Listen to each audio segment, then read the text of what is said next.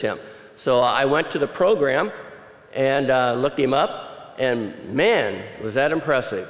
Very impressive. But you know, having this long conversation with him at breakfast the morning before, I thought, I didn't get the feeling that this person would like me to talk about all those things that you can read in that program, because he just doesn't seem to be that kind of a person. So he gave me some things that he would like me to introduce him by. Joel Dvoskin, and I was going to introduce him as Dr. Joel Dvoskin, but I don't think he'd even care for that. Spent 35 years in the mental health services. 35 years. He developed an early interest in forensics while he was in law school. Are you an attorney? No. Oh, okay, all right. Heavens, no. Thanks. He was the commissioner of mental health in New York.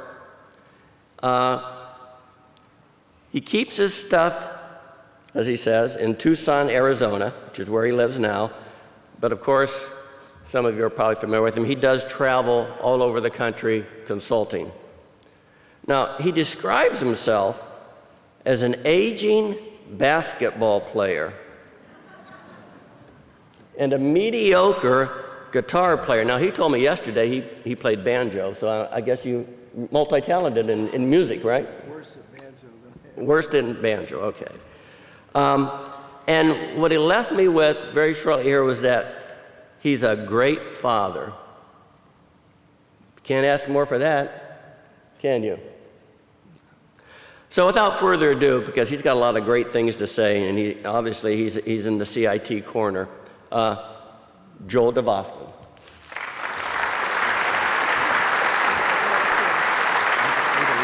Have fun.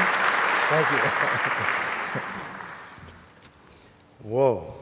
I feel like Country Joe and the Fish. If you're really old, you'll know that's very funny, but I'm not going to say what they said, so don't worry. Plus the fact, if my picture isn't up there, is it no one should ever have to look at a picture of me that big. That's cruel and unusual. If I were an attorney, I'd sue over that. That's I feel like Cher, you know. It's like, whoa. I never thought I would say that in my whole life. I feel like Cher. Seeing this many police officers is both a dream and a nightmare. Two things occur to me when I see all these police officers. The first one is how safe it makes me feel to see a police officer when I feel unsafe. And the other one is I want to check my speedometer to make sure I'm not speeding. So that's the pluses and minuses. And I do want to echo what Commissioner Stewart, who I remember very fondly from my years in Virginia. A long time ago, I worked in the Virginia Department, and Jim was the CSB CEO in Henrico County, and always was the voice of reason, and always was asking for more money, as I remember. But I joined him in saying, please enjoy the network. And I can tell you I do a lot of police training, y'all are some networking folks, so I don't think you'll need to be invited twice. You should always start a talk like this, you know, by saying something funny, and then one thing I try to tell people is don't suck up to your audience. That's people don't like that. But I did want to tell you, you all are by far the best looking people I've ever seen in my whole life. Okay. So what I'm going to talk about, let's see, is that up there now? Yeah. Thank you. When I first went to New York in 1984, there was a woman named Eleanor Bumpers had been shot and killed by police officers. She was a woman who had some pretty serious emotional and psychological problems, and it was a crisis, and she was shot and killed. And a month later, a man named Jesse Davis was shot and killed by police officers in Albany, New York. And those two events happening within a month of each other, and I had pretty much just arrived. And we were lucky we had Hank Stedman working in the agency and some really stellar researchers who knew a lot about the relationship between violence and mental illness. And the governor appointed a commission to look at the use of deadly force, and specifically to take a look at the issue of mental illness and its relationship to the use of deadly force. And I was interviewed by, I was the director of forensic services for the for the Office of Mental Health in New York at that time for the state. And they interviewed me for a very long time. And essentially what I told them was that they were focusing on the wrong thing. They were looking at the behavior of the officers. And I said to them, those officers did exactly what they were trained to do, what they were told to do, what they were commanded to do. They believed that somebody's life was in danger. They were issued weapons, and they were told to use them if they believed that they were doing it to protect life. And it wasn't their fault that these things happen, in my opinion. I said, it's our fault that they didn't have an ability to have us be partners in empowering them with information and knowledge, with teammates, mobile crisis programs, for example, where there's more than one option in a crisis. And I look back at that 20-some years ago, and I see this, and it just tells me that what Major Cochran and all of you have accomplished is just wonderful and astonishing, and it's truly one of the, people always say this on a dais, that this is really an honor to be here, but I'm telling you what, this is one of the greatest honors of my life to be asked to speak to this group, and I want to thank you for that, for inviting me, and thank the committee. I also want to speak quickly about something Mike just said about it's just training. I was asked to do an evaluation of a shooting in a county in California. And a young man, early in his career as a, quote, mental patient, and for those of you who have been served by the system or had your liberty taken away by the system, I'm going to use the word consumer. If that's not the word you want, I apologize in advance, but I got to pick a word. So, but this was a young man who was just newly having trouble. He was confused. He had just received a diagnosis of schizophrenia. He lived with his mother, and she was doing a real nice job of taking care of him. And she was a single parent, and he was about 21 when she got remarried, and her new husband lived in a different part of the state, and they were going to have to move. So they sold the house, and on the day that the moving van showed up, this young man became very frightened and confused and sort of freaked out, and he wouldn't leave. And the moving van had the last room to do, and he was in the room, and he grabbed one of those big chef's knives from the kitchen, and he was hiding in a closet in this room, in his bedroom, and he refused to leave. And the mother didn't know what to do. And whenever people don't know what to do, you know what they do. They call 911. And the police showed up. And two officers arrived on the scene, very, very young rookie officers, a man and a woman. The woman started to talk to the guy, and the guy responded badly. And so without having been trained, just because they had common sense and were good people, she backed off and let the other guy take a crack at him, which was nice work. I don't know how they knew to do that, but I teach people to do that. And he started talking to the young man. And I listened to the entire thing in real time because he had a body-mounted recorder, and I heard everything in real time when I was reviewing this. And this young officer did a spectacular job of hostage negotiation. I cannot tell you, there's nothing that I could have suggested that he could have done better. And at one point, he says to the young man, it would really help me if you would put the knife down. Is there any way you would be willing to do that? And the young man was now talking to him, which is an accomplishment. And he said, no, I'm not going to put my knife down because you have a gun. You have to put your gun down or I won't put my knife down. And the officer said, well, I'm not allowed to put my gun down, but how about if I put my badge down? How would that be? Which is beautiful. I wouldn't have thought of that, but that's just beautiful to me. Some of you may be offended by putting a badge on the floor, but I thought it was brilliant. And the guy was like, well, that might work. Well, just then a sergeant comes barging in and says, with profanity, this is enough of this. You guys have been wasting too much time on this. And he pulls out a non-lethal shotgun. And I don't remember what, it either had wood chips or bean bags. I think it was bean bags. And he walks up to the closet and he aims, and you know, it looks like a shotgun. It doesn't look like it's non-lethal. It looks very lethal.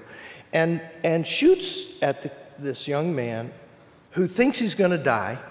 And he doesn't realize it's beanbags, but he realizes he's still alive. And the sergeant, because he still won't come out of the closet, because now he's much more frightened than he was before, the sergeant jacks another round in and aims it at him again. Whereupon the young man runs out of the closet with the knife, lunging toward the sergeant, and the officer who had done such a good job of negotiating shoots him and kills him. So when I looked at this case, and the district attorney hired me to review the case and advise them about whether or not the officer should be prosecuted or fired or what the response should be to the officer. And without boring you with a lot more detail, I'm going to tell you that what my recommendation was, and I'm not being funny, was to give the officer a letter of commendation and to fire the sergeant.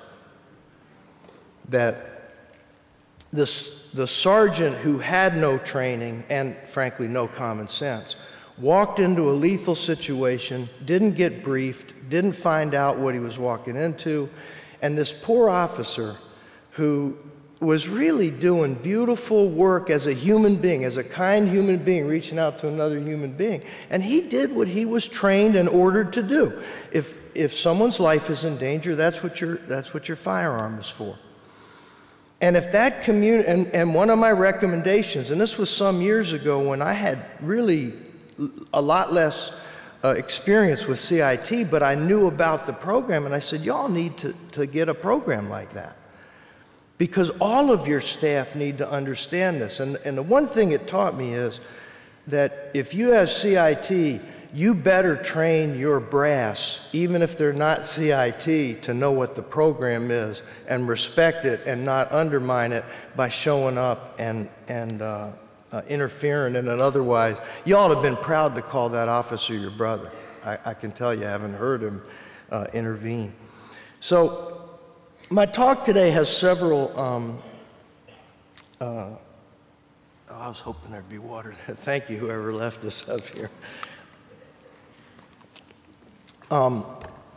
My talk today has several different parts, and I want to tell you what they are. First of all is I'm going to talk a little bit about new challenges that you're going to be facing in veterans. I'm going to go through that kind of quickly because I think there's other people, Patty Griffin, I think maybe Dan Abreu, and some others might be speaking about that, and they know more than I do, but there are a few things I want to share with you about that.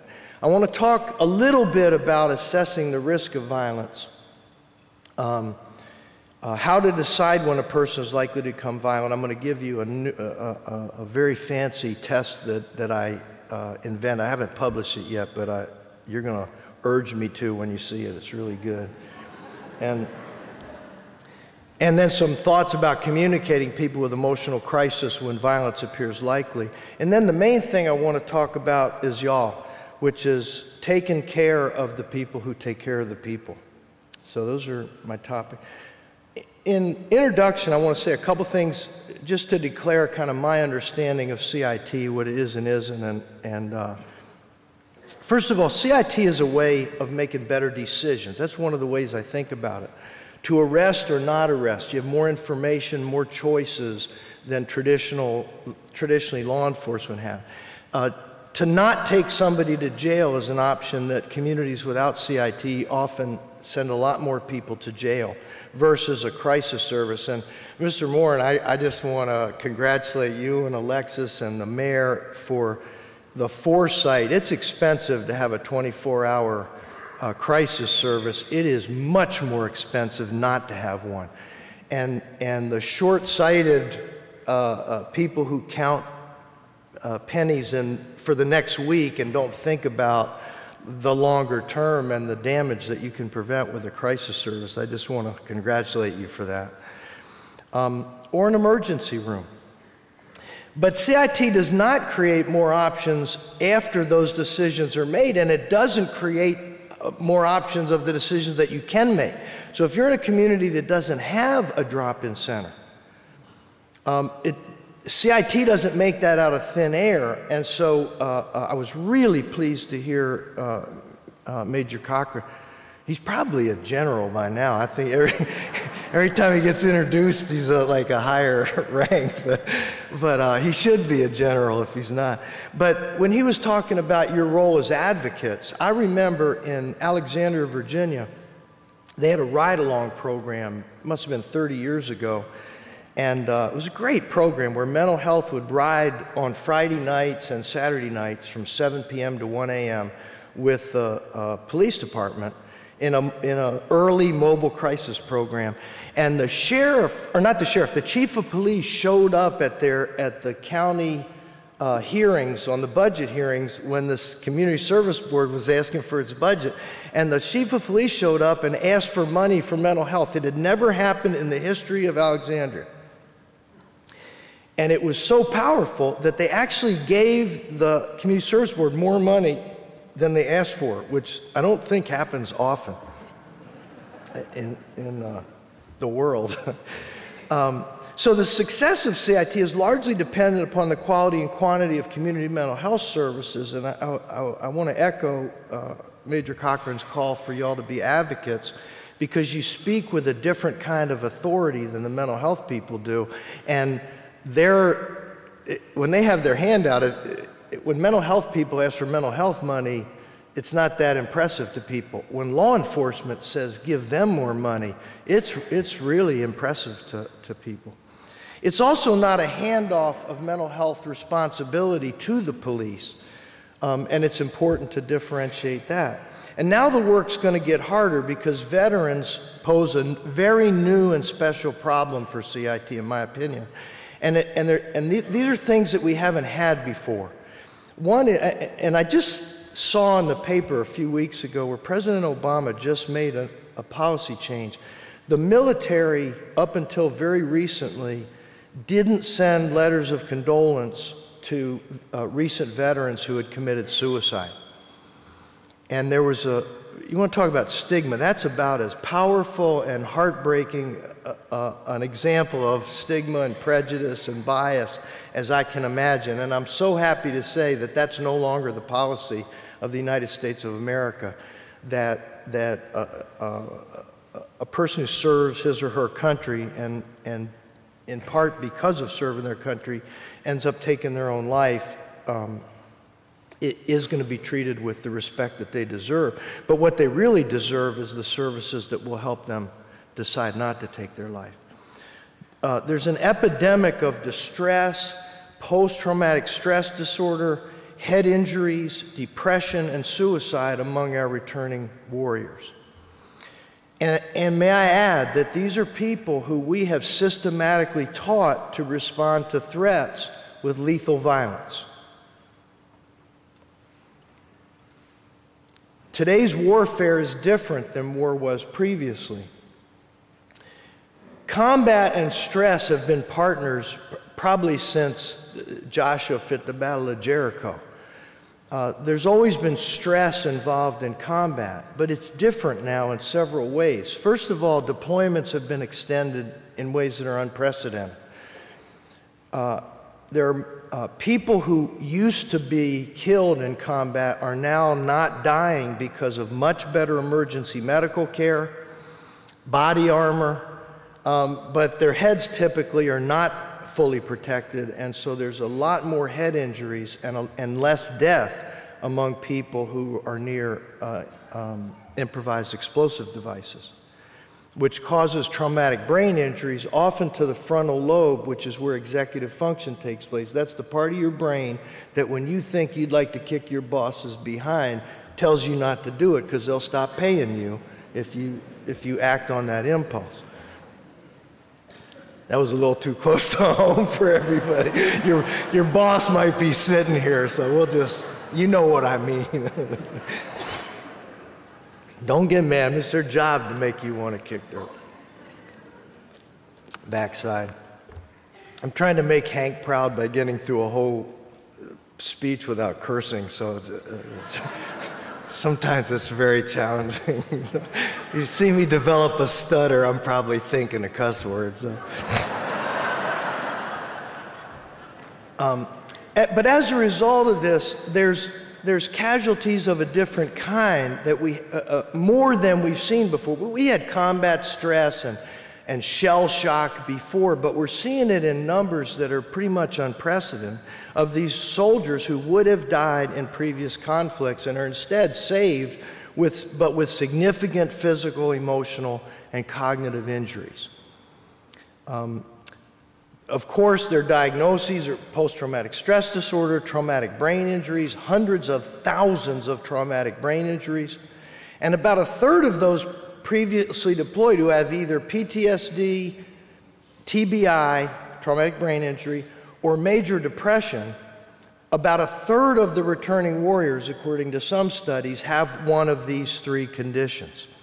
And the predictable consequence of these for people who don't get adequate treatment. And just to say, there's probably people here from the VA, and I am a big fan of the VA. They don't get nearly enough credit, but they're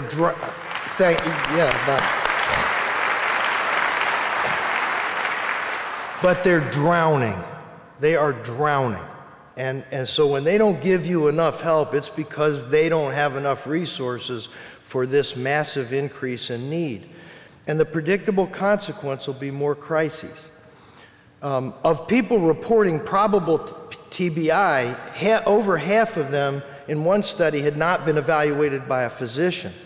With people who appear to have PTSD or major depression, about half sought help from a physician or a mental health provider in the past year. So a lot of these folks are not getting treatment for whatever reason, with pretty serious problems that are the kind of problems that are likely to show up on the streets of your city or town. The long-term costs are lost productivity, reduced quality of life for their families. It can even be homelessness, unemployment, poverty, domestic violence, violence against others, strain on families, and as I said before, suicide. There's trouble coming, and there's more trouble coming, and these are not illnesses that are just short duration episodic problems. Some of these things are going to be lifelong conditions, and some of them are conditions that you can recover from, but it's hard work and it takes time. Switching gears a little bit, back to CIT.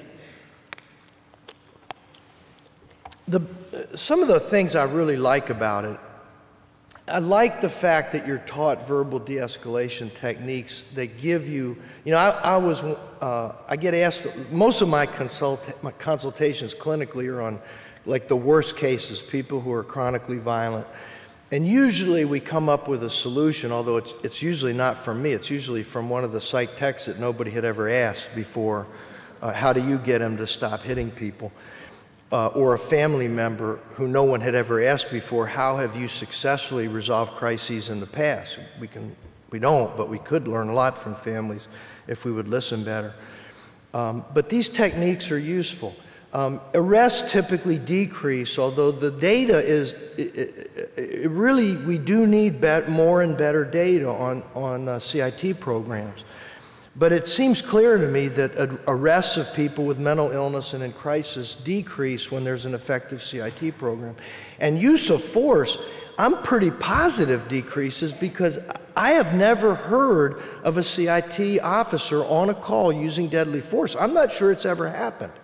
I've asked some people if they've ever heard of that, and everybody tells me no, but I would urge you to do a study of that. I would urge you, because if the answer is 0, it shuts up the critics. You know, there was an article that was criticizing CIT's popularity because there isn't enough data, and I think 0 is some pretty powerful data. 0. If I'm right and that's never happened, that's a powerful thing to be able to say. Increase in identifying underserved consumers more quickly, and if you really do a good job, making treatment seem more user-friendly and more desirable so that people want to do it. Fewer injuries to people with mental illness, people in emotional crises, the people who are around them, their family or passersby, and fewer injuries to officers, because talking is, if it's skillful, is a much better way to resolve crises. But all of these benefits of CIT are due to learned skills. All of you, most of you that are CIT officers or work with CIT programs probably were selected because you have some natural abilities that lend itself to this work. But make no mistake about it, training may be just training, but training is essential. And high quality training is essential because these skills, you get better at them when you're well trained and repetitively trained. And when you train, you become better at the skill that you're training. So now I want to talk a little bit about assessing the risk of violence and what to do about it. And I was asked to share a few ideas, and you know, I was jokingly said to my friend Susan Stone last night, I said, I was going to open up with, it's a bad idea as a speaker to talk about stuff that the audience knows more than you do about. And in conclusion, and I was going to walk off the stage. So I know that you guys know a lot about making these kind of decisions, but maybe a few of these ideas will be useful to you, and I just want to mention a couple. And also communicating with people in crisis when violence appears likely. Now, there's a lot of reasons people become violent, and some people have written about two different pathways to violence. One is sort of a cognitive pathway, which is sort of, I don't have a gold chain, you have a gold chain, I want a gold chain, I have a weapon, you don't have a weapon, so I think I'm going to use my weapon to take your gold chain. That's the cognitive pathway. And the solution to that is the criminal justice system so far. That's the best I can do. And I don't think that CIT is going to do much to prevent that kind of violence, where people out of greed or because they're just not nice decide that they have a right to take things from other people. But that's, in my experience, the minority of violence in our society.